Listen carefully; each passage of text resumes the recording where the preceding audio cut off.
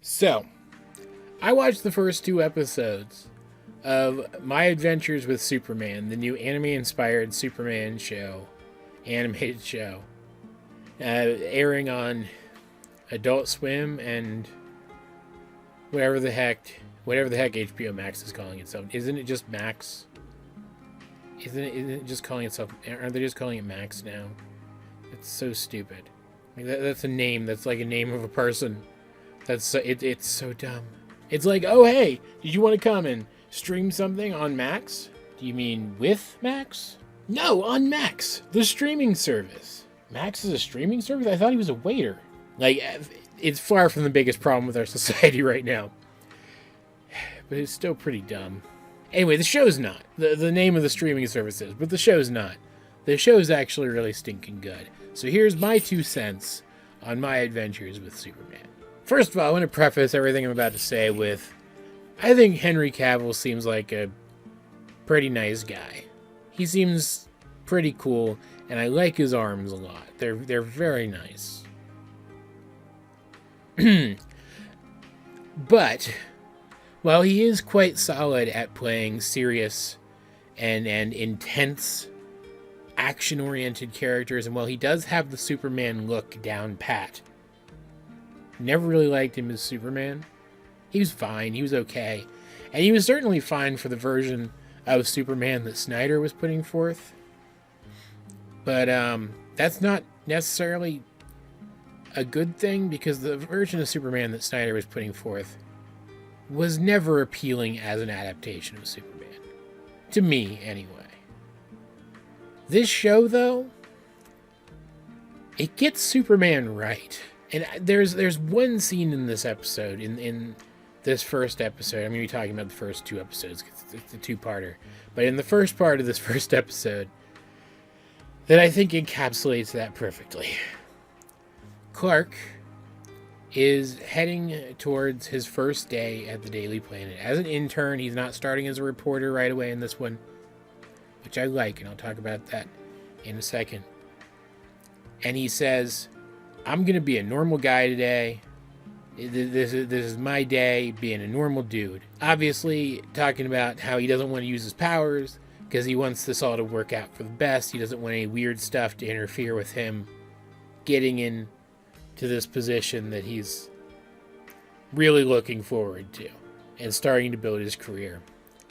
And then he hears a cat meowing, and he runs off to save a cat in a tree, and then resumes his way to work and reassures himself, of course, I had to help the cat out of the tree.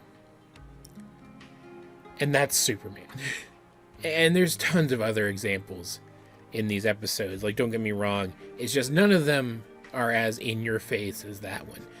It happens very early in the episode after we got our introduction to Clark and his powers, and this cool glowy eye thing that happens when he is tapping into his deep Superman powers in this version, which is another thing I'll talk about in a minute, that I have mixed feelings about, but I'm leaning towards liking it. It's as if they wanted us to be reassured right away from the start that this is down-home country boy bumpkin, nice guy, but not in the internet kind of way that people mean nice guy, Clark Kent from the comics. He's just a sweet guy who wants to do his best to get out there and help as many people as he can. He's voiced by Jack Quaid, who I guess I have to forgive him for being in Star Trek Lower Decks now, because his range is just perfect for this character. He sounds kind of dorky. I apologize if he ever watches this for saying this, but he sounds kind of dorky and dopey just as his default. That's why he got the job on Lower Decks. His character is a dorky dope. And so Clark ends up sounding kind of dorky and dopey. Just generally as his default.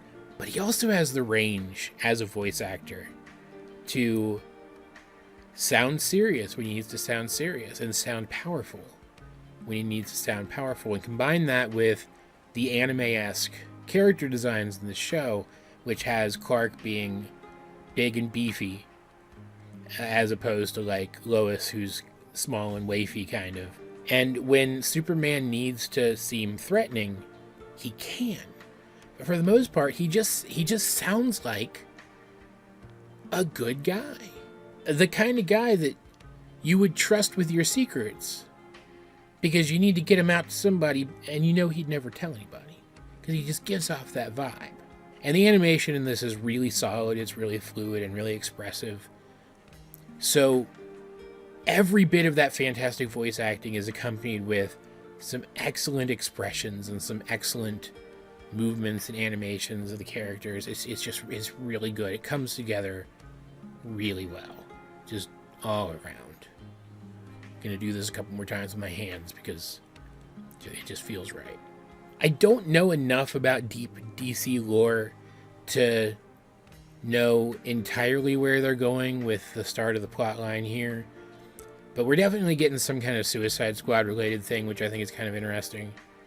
Starting off this early, like Amanda Waller is definitely there at the end of the second half of this premiere episode. But the main antagonist of these first couple episodes is, I do not remember what her name was. They told us her name in the episode, right? I have to look it up now because I really liked her. Oh yeah, Leslie Willis, obviously, because I almost forgot. By the end of the second episode, it's clear that she's a version of Livewire, so Leslie Willis, obviously. She's really cool. She's like a mercenary type. She's trying to help steal tech for something or somebody, mainly consisting of giant robots that Superman fights in part 1. And she puts on a tough front, but there's so much more to her than that. She's smart and she's capable, but she's not quite as aware of what's going on around her as she thinks she is. And she definitely is able to make mistakes, but she's still a really strong fighter, and she's dangerous and just very cool. She was a very cool villain for these first couple of episodes, and now that I remember they're turning her into Livewire, like very clearly she's meant to be Livewire, means she's almost certainly going to be back a lot, and I'm very excited about that. She was just a lot of fun. I think the standout here, though, was Lois. Jimmy was fine. Jimmy was in this also. Lois and Clark and Jimmy are all interns in this version. But I think the standout here was Lois.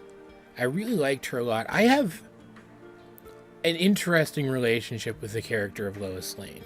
I really like the version of Lois in the... I think it's still on the CW. Giving away the fact that I don't actually watch it on television. Superman and Lois. The live action Superman show that's running right now.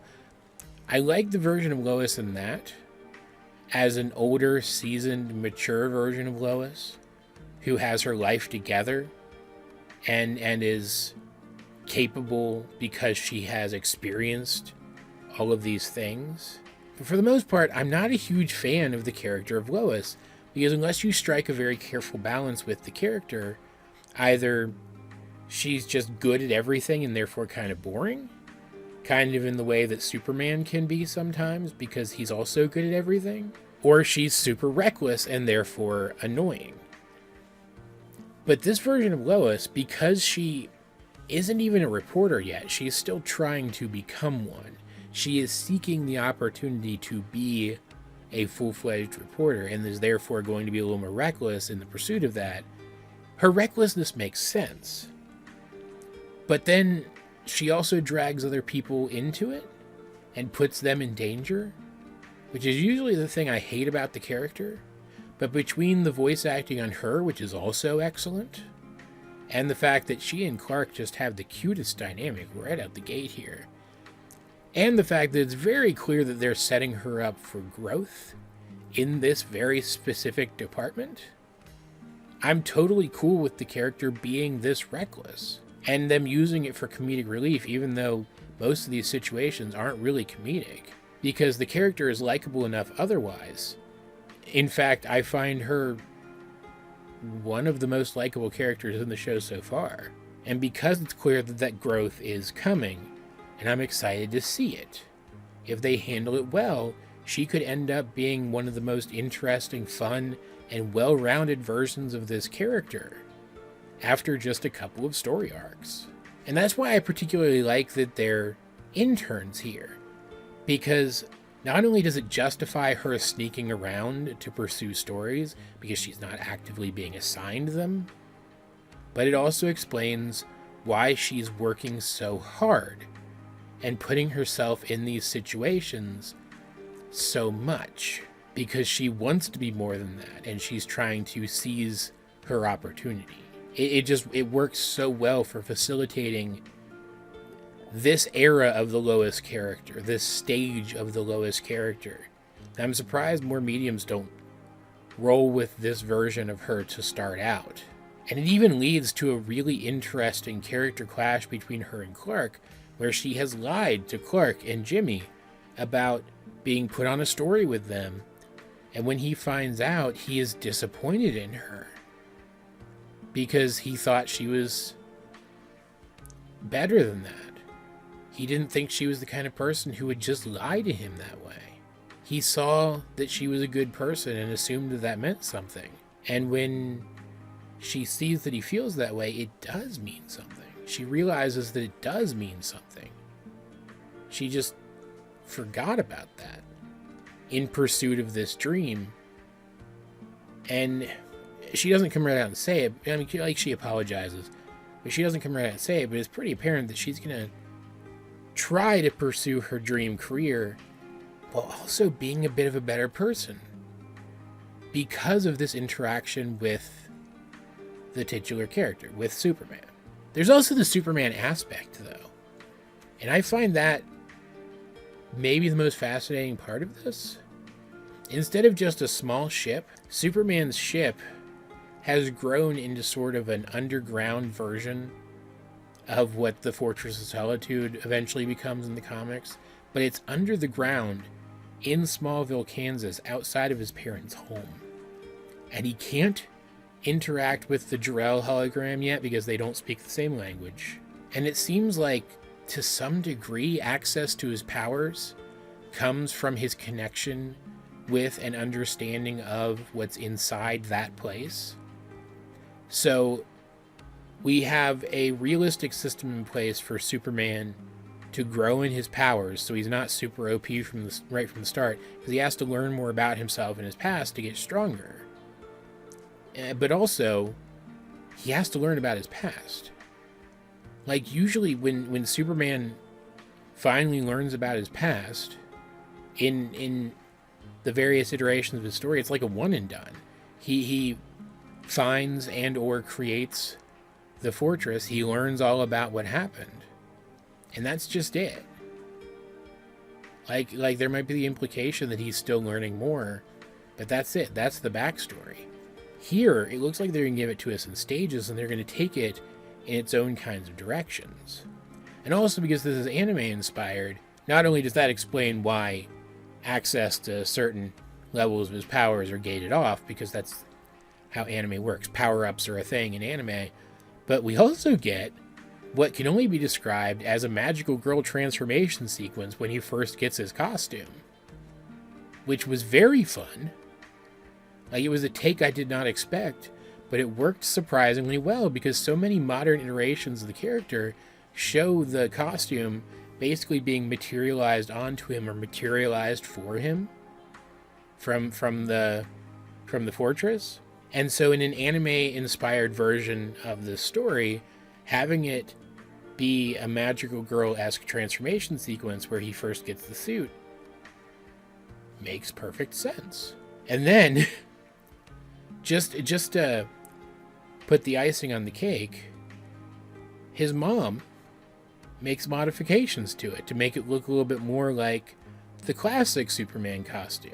It starts out more as like the Snyder era, New 52 era version of the costume, and she makes it look a little bit more like the classic one, which is such a subtle and yet perfect way to show that Clark is a blending of these two realities and cultures. He's not just one or the other. He's not one when he's Superman and the other when he's Clark.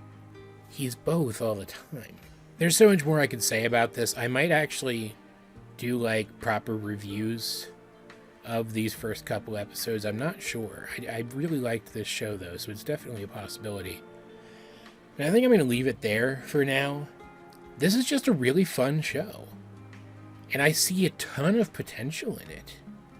Like, I'm already aching for more episodes. It's kind of crazy. It looks good. It sounds good. The intrigue is strong. The character stuff is already being set up super well. And, like, this is just a really fun version of Superman. He's super fun.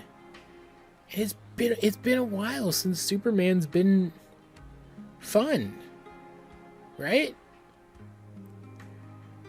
It's I don't know what more I can say about it than that. Fun show. Go watch. Again, you can catch it on Adult Swim or on Max. Or, I'm sure if you looked hard enough, there's other places on the internet that you could find it too, though don't tell anybody I sent you. Wink, wink. Either way, though, that has been my 2 cents on my adventures with Superman. If you've also seen the 2-part first episode of the series, what do you think of it so far? Let's get a discussion going in the comments section down below. And while you're down there, you might as well like the video, share it with anyone else you think would enjoy my content, subscribe if you haven't. You can also check out links to my various social medias, as well as the many ways you can help out the channel. Those will be in the video description, but either way, this has been AJ22, and I will talk to you guys later.